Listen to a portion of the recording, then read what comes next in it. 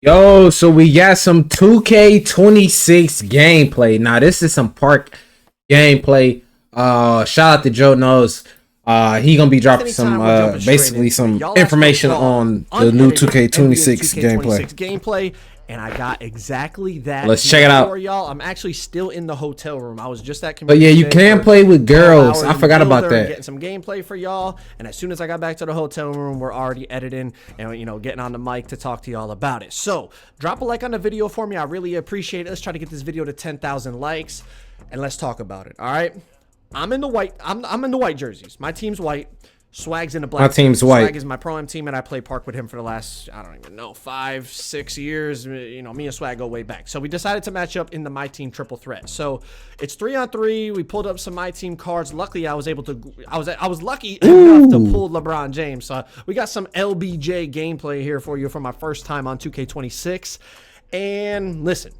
A few things to notice about this gameplay. We were not able to customize our HUD. So we weren't able to turn off our shot meters. We were not able to change our shot feedback. We were not able to customize any of that stuff. Okay, so that's gonna kind of hinder the gameplay a little bit. And also, it's literally our first couple minutes playing. Why is she checking LeBron James? Moments, but that's one. Let's start there. And I understand why, because y'all want to see the game speed. Y'all want to see how it flows. Y'all want to see this, that, and the third. So completely understand. All right. Now, I also want to mention these are, the My Team cards for these NBA and WNBA players. So they have their own animations. And as y'all know, they're not optimized animations. Like when we make our My players, we find, the best escape to go with the best crossover, to go with the best behind the back, with the best hezzy, and it all comes together and it's able to move a lot more efficiently and quicker and just better than the NBA and WNBA players because you got optimized SIGs. So my point is, some of the bursts that you're going to see in these gameplays,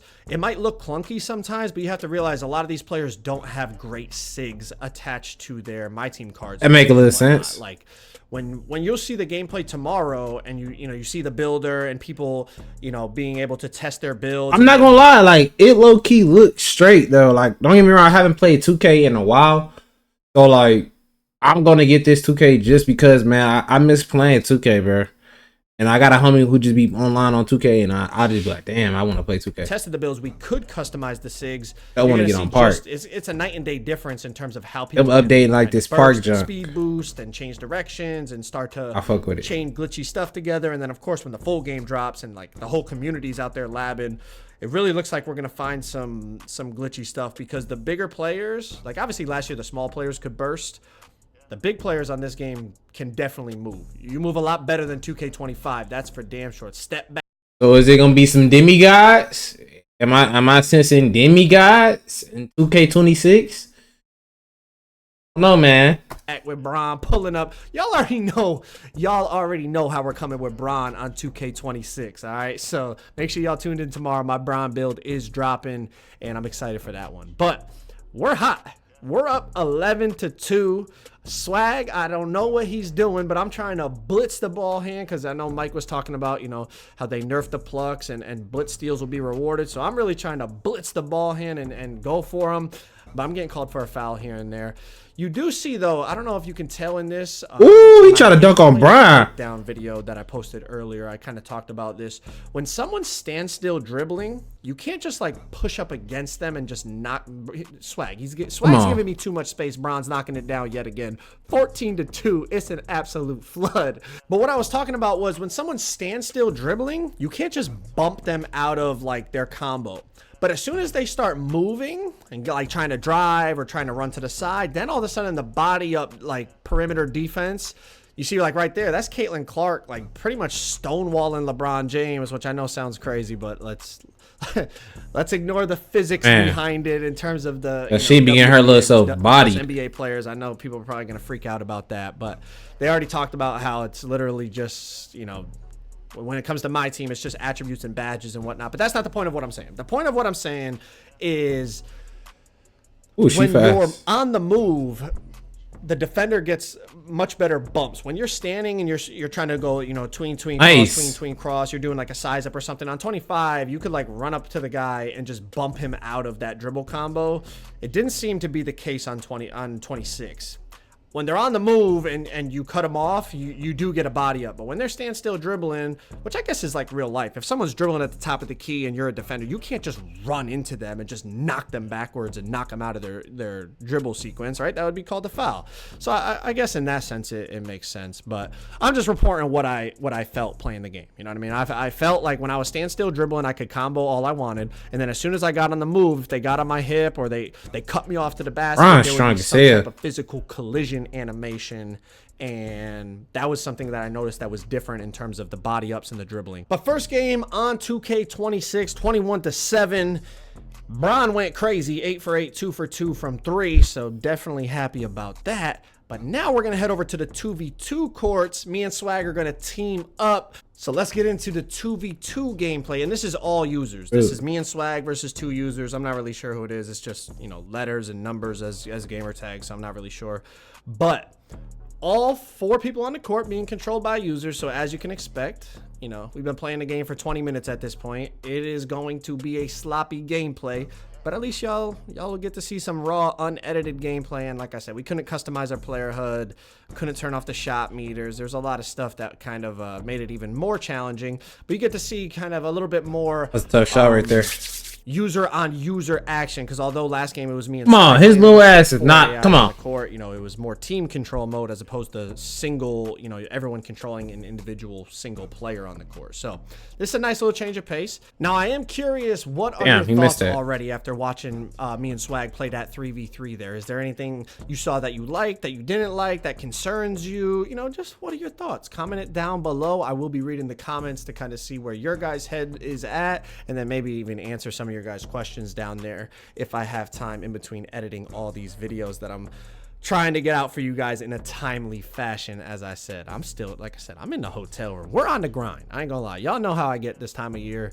I do everything I can for y'all boys, and y'all always, you know, y'all always show love back. So, you know, the feeling is mutual. I appreciate y'all, and clearly, I mean, the way you guys support the videos, you guys appreciate it as well. So I love that. But let's keep it going. Wemby with the block. Now, we've already seen Wemby has the 99 block, so you would hope, right? You would hope he'd be able to get his hand on the ball here or there, and that was a nice inside block. Now, we're going to a little pick and roll here. I go up. You see, I try to go up for the dunk meter. He takes me out of the dunk meter, but it still converts to a layup, and usually it is a makeable layup. It's not like a sliver of a green window. Like, that was a pretty decent size green window on the layup. And of course, you can see the green window. We already knew this, but you can see the green window again on the dunks and the layups.